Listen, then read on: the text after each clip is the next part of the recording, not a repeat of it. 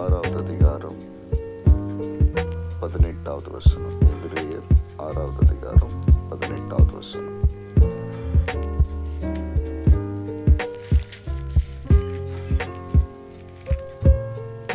நமக்கு முன்வைக்கப்பட்ட நம்பிக்கையை பற்றிக் கொள்ளும்படி அடைக்கலமாய் ஓடி வந்த நமக்கு 2 மாறாத விசேஷங்களினால் நிறைந்த ஆறுதல் உண்டாகும்படிக்கு எல்லா வேளையிலும் உயராத தேவன் அப்படி செய்தார். நமக்கு முன் வைக்கப்பட்ட நம்பிக்கையை பற்றிக் கொள்ளும்படி அடைக்கலமாய் ஓடி வந்த நமக்கு 2 மாறாத விசேஷங்களினால் நிறைந்த ஆறுதல் உண்டாகும்படிக்கு எவ்வளவேனும் பொய்யுரையாத தேவன் அப்படி செய்தார். இந்த தேவனுடைய வார்த்தை எவ்வளோ மேன்மையான ஆசீர்வாதமான வார்த்தையாய் கர்த்தர் நமக்கு கொடுத்திருக்கிறார். பாருங்க, நம்ம அடைக்கலமா ஆண்டவரத்துல ஓடி வந்திருக்கிறோம். நிறைய சூழ்நிலைகளிலே நிறைய மனிதர்களை நம்பி ஏமாந்து போய் தோற்று போய்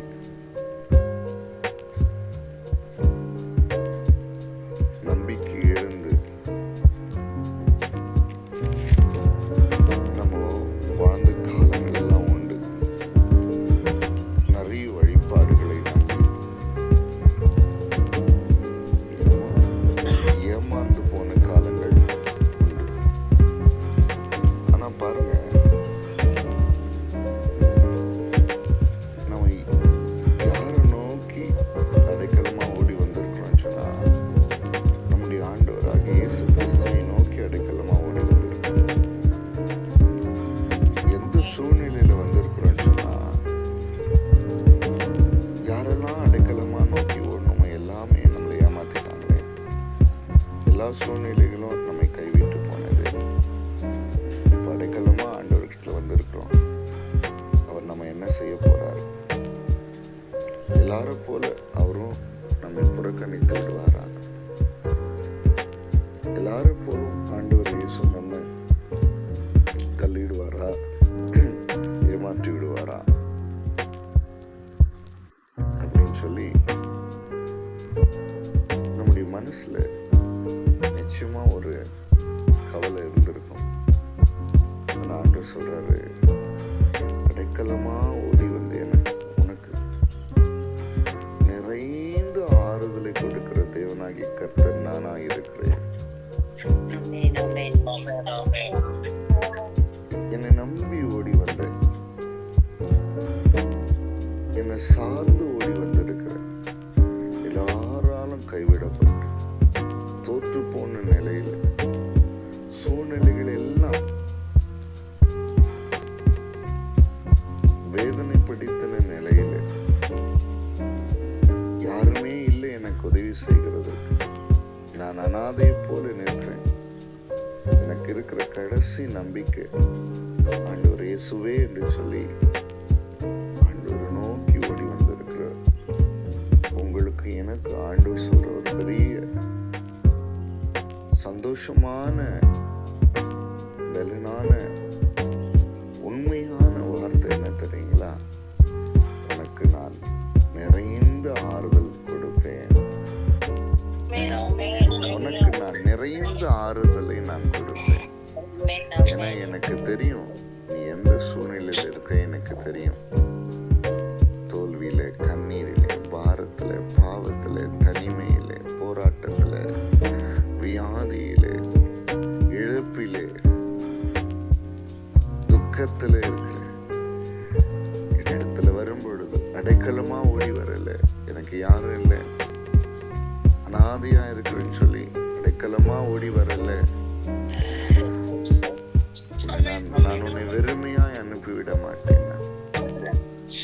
உன்னை நான் கைவிட மாட்டேன். உன்னை நான் பலவீனப்படுத்த மாட்டேன். உன் குறைகளை சொல்லி உன்னை துக்கப்படுத்த மாட்டேன். உனக்கு நான் நிறைந்த ஆறுதலை கொடுக்கிற தேவனாயிருக்கிறேன். உனக்கு நான் நிறைந்த ஆறுதலை கொடுக்கிற தேவனாய் இருக்கிறேன்.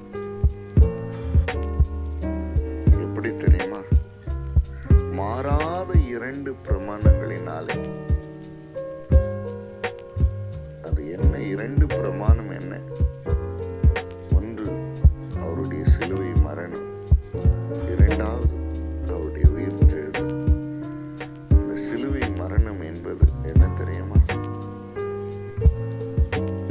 நம்மை அடிமைப்படுத்தியிருந்த, நம்மை வேதனைப்படுத்தியிருந்த, நம்மை பலவீனப்படுத்தியிருந்த, நம்மை பாவத்துக்கு உட்படுத்தியிருந்த எல்லாவித தீமைகளையும் ஆண்டவர் இயேசு, எல்லாவித பிசாசின் கிரியைகளையும் நிர்மூலமாக்கும்படி ஆண்டவராகிய இயேசு கிறிஸ்து அந்த சிலுவை மரணத்தை ஏற்றுக்கொண்டு எல்லா பிசாசின் கிரியைகளையும் அதனால அழித்தார். தெரியுமா?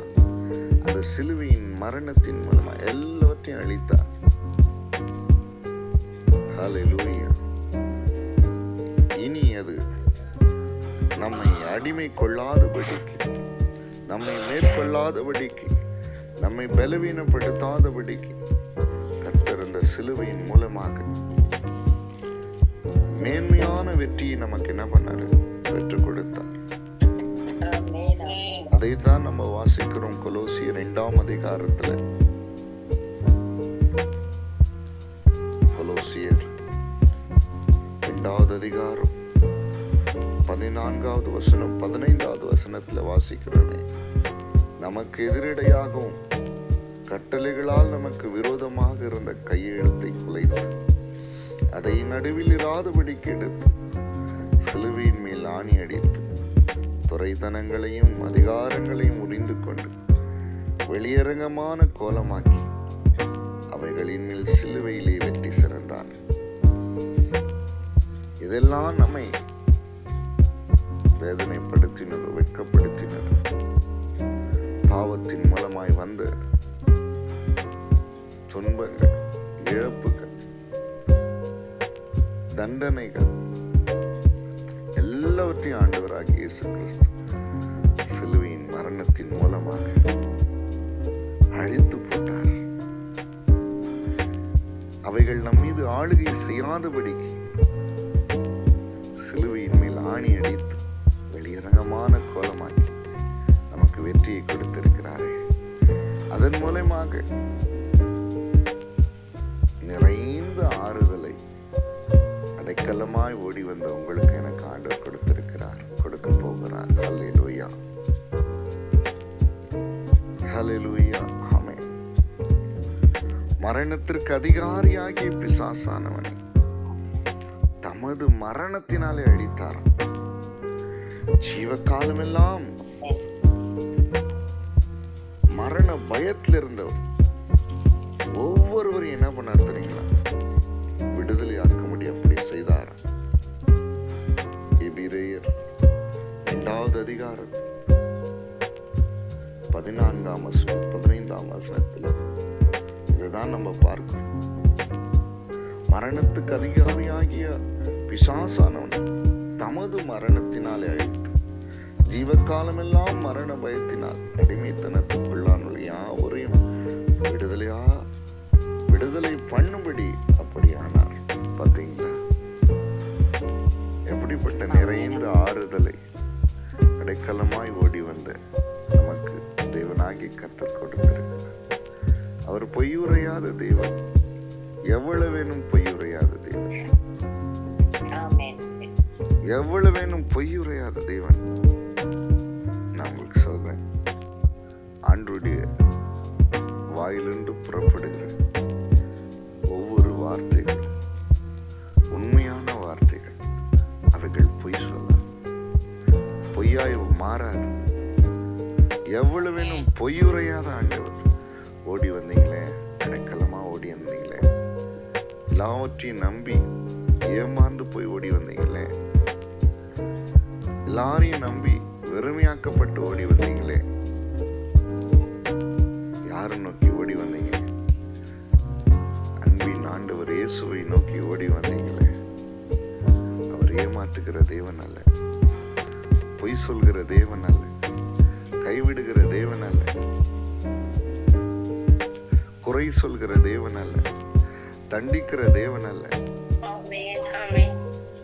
ஐயோ, என் பிள்ளை ஓடி வந்திருக்கு, வேதனையோடு ஓடி வந்திருக்கு, பாவத்தோடு ஓடி வந்து இருக்கிறது, பலவீனத்தோடு ஓடி வந்திருக்கிறாங்களே, சாபத்தோடு ஓடி வந்திருக்கிறாங்களே, போராட்டத்தோடு ஓடி வந்திருக்கிறாங்களே, ஓடி வந்து நம்மை கட்டி அணைத்து கொண்டு எல்லாவற்றிலிருந்தும் விடுதலையாக்கி நிறைந்த ஆறுதலை நம்முடைய வாழ்க்கையில கொடுக்கும்படிக்கு மாறாத 2 பிரமாணங்களை நமக்காக தெய்வன் உண்டு பண்ணினார். முதலாவது அவருடைய சிலுவை மரணம். அந்த சிலுவை மரணத்தினால் ஒரு ஜெயமான ஒரு வாழ்க்கையை நமக்கு ஆண்டவர் கொடுத்தார். இருளின் அதிகாரத்திலிருந்து நம்மை விடுதலையாக்கினார். இருளின் அதிகாரங்கள் ஒன்றும் நம்மை ஆளுகை செய்யாதபடிக்கு அந்த இருளின் அதிகாரங்கள் எல்லாம் நம்முடைய ஆறுதலை கெடுத்து போட்டது.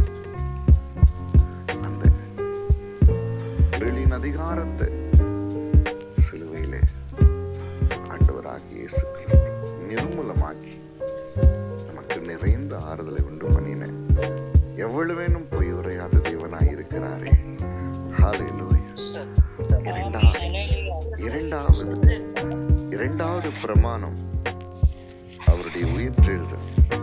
அந்த உயிர்த்தெழுதலிலே அவருடைய ஜீவனை நமக்குள்ளே வைத்து பாவம் நிறைந்த உலகத்திலே, அக்கிரமம் நிறைந்த உலகத்திலே ஒளியின் சுடர்களாக, மீட்கப்பட்டவர்களின் சந்ததியாக, பரிசுத்த ஜாதியாக, அவருக்கு சொந்தமான ஜனமாக நம்மை அழகாய் நடத்தி கொண்டிருக்கிறார்.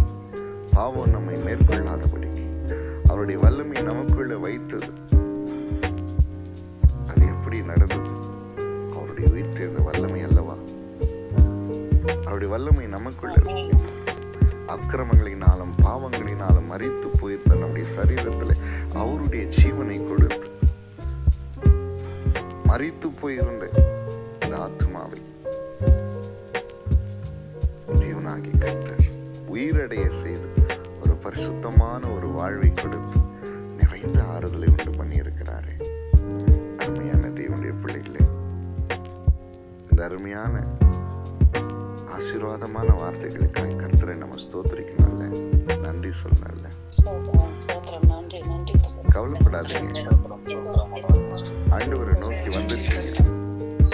அவருடைய சிலுவை மரணமும் உயிர்த்தெழுதலும் உங்களுக்கு நிறைந்த ஆறுதலை கொடுக்கும்.